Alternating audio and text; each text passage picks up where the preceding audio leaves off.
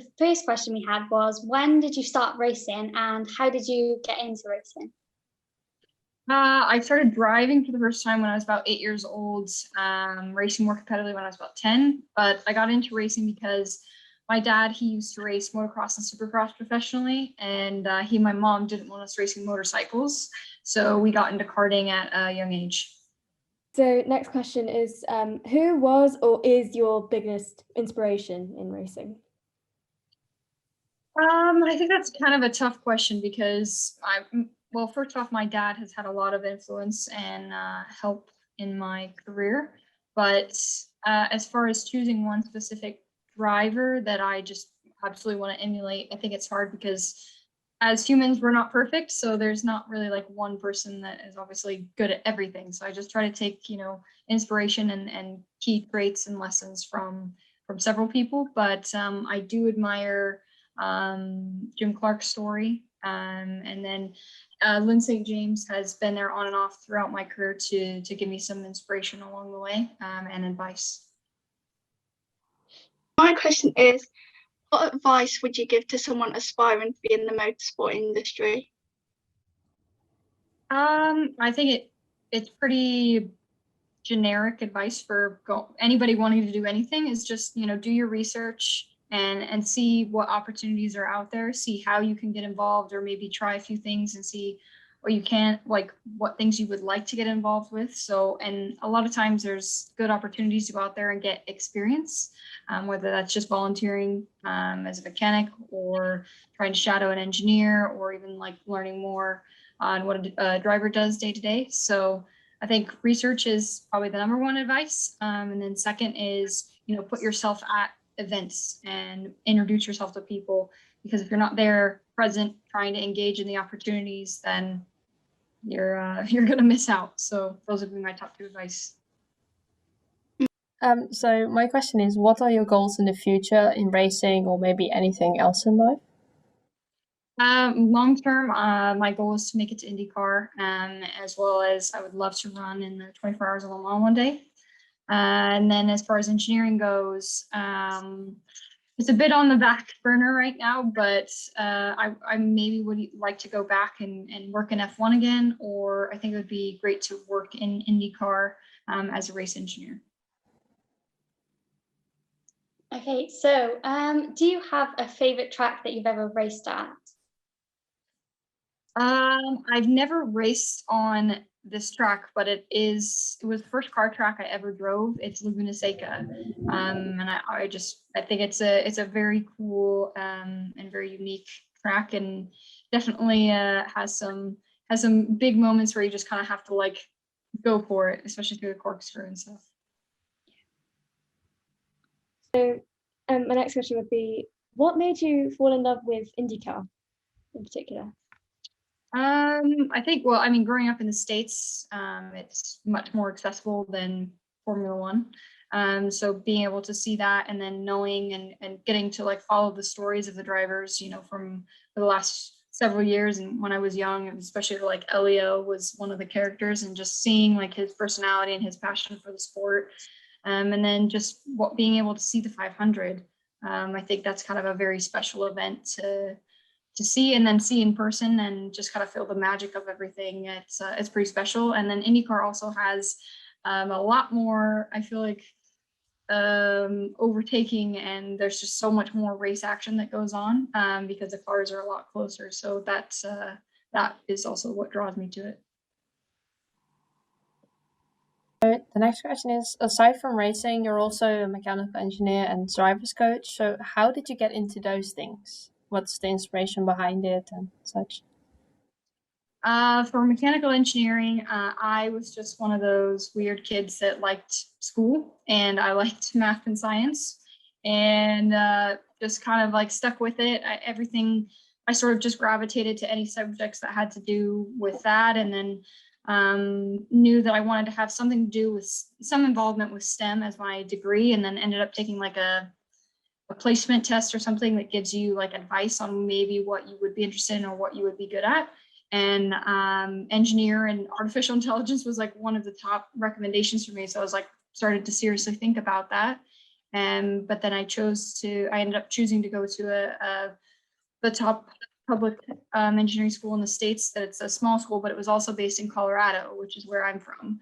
So yeah, just it was what I loved to do. It was what I liked, and then it also happens that it ties nicely into motorsports. Okay, thank you. Okay, my next question is, how does it feel to be racing at such high speeds for a long length of time? To be honest, you feel normal. It gets normal because it almost is like you get used to it, I guess, and it all becomes very relative. So another question, do you think there will be more women within motorsports in the next couple of years? And do you think we're moving in the right direction? Yeah, I think so. I think all the new initiatives that are out there to get more women involved, whether that be Wseries or Girls on Track, or the big push of with prerace in the States. I think all the combination of so many of those things are pushing for the growth of women in motorsports. So I definitely think there will be, hopefully will be a trend of more getting involved.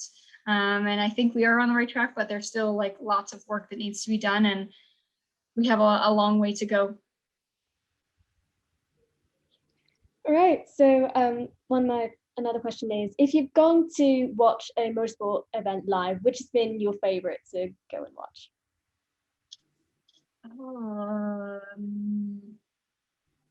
That's difficult. I mean, I love to go watch the IndyCar races, but sometimes when you're at the track, you only get to see a few corners. So I actually really enjoy watching the Supercross, like the Monster Energy Supercrosses that happen typically at the beginning of the years. I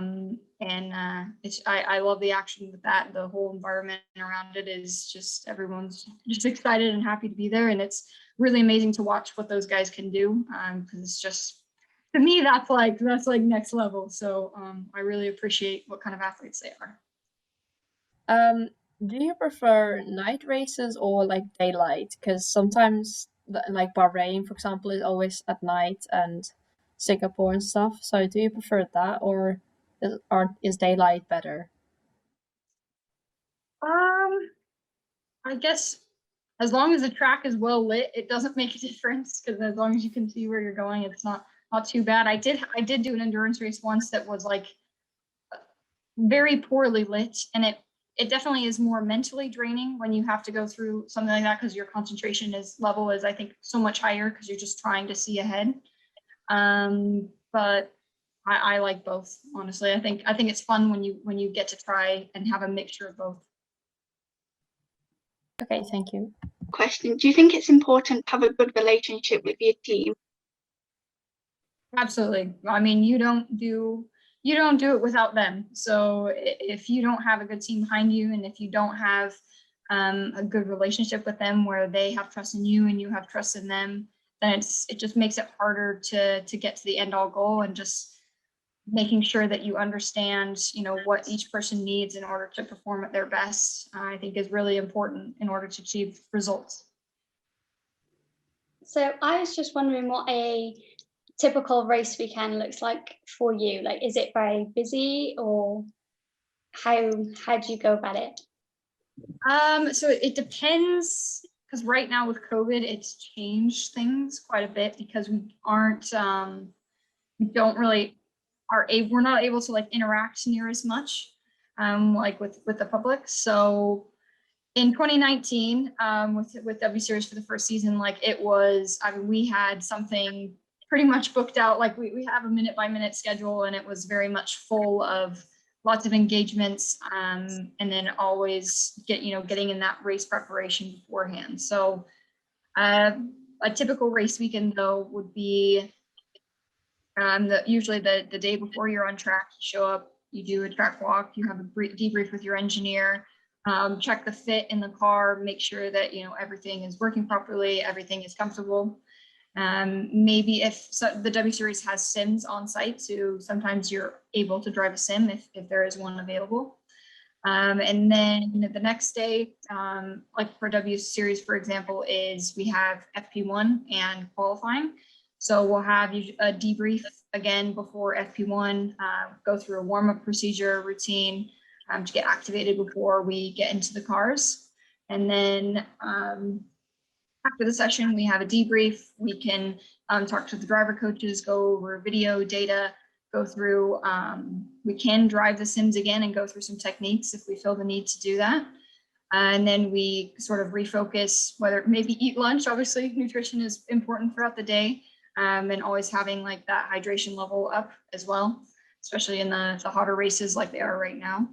And then with COVID, there would be normally some more like media engagements sprinkled throughout the day as well in the bigger gaps, but not as much right now. So then you have another sort of like quick chat before qualifying. You do your warm up before activate, get in the car, qualify, and then again the debrief session, working with the team, deciding on like what you want to do with the car and with yourself going into the next day. And then the Saturday, we have the morning as well to go over more information, more data, or more debrief, or discuss anything that maybe we thought about overnight and came up. And then we do usually before the race, I'll always do a warm-up session, do imagery, practice starts, stuff like that, and then get in the car and go for the race. And then after the race, again, another debrief session.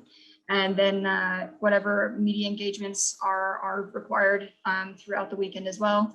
And then sometimes in between, we do have physios on site. So if you're having any issues pain-wise or fatigue or injury-wise, they're there in between sessions in order to see you and make sure that you can be ready to perform in the next session. Does anybody else have any others? Yeah, I do have one final question. So of course, before a race, it's natural to sometimes feel a little nervous. So if you do get nervous, how do you deal with those pre-race nerves? I guess it depends. Like, so if you're nervous, sometimes a little bit of nervousness is good, right? Because you want to have a certain level of like activation, because you want to be aware, you want to be ready to go. But when it gets too much, that's when it's dangerous and it takes too much of your cognitive function away from you. So it's more about like looking at the thoughts that you're having that are making you nervous, and then basically going through and addressing each one of those thoughts or sort of beliefs that you're having that is stressing you out, and then basically refuting those or talking through yourself, like why it's true or not true, and like looking at it from more of an analytical perspective. Because once you sit down and you just sort of look at it black and white, it sort of kind of takes that emotion out of it, it takes the nervousness out of it, and it just makes it a lot easier to just kind of shred the idea, and then it usually your activation state will come back down to a more calm level. All right, thank you so much. It always amazes me how much you manage to fit into a weekend, like on a race weekend. But if you have got any time off, is there anything you like to do to relax, or do you still spend it, working and doing different things? Typically, I have a bad tendency to try and look at too much and think too much and get like, if we have that time, I usually like to continue to talk to my engineer and we go over, think about things. But I think it is important to take that time to sort of almost like give yourself a breather and give yourself space to relax. And so if I do that, I'll usually listen to music. I think that's a great way to kind of decompress, or have a nice chat with one of your friends, just sort of like make it, take the pressure off yourself and just enjoy other people's company. Go for a walk. Walks are great.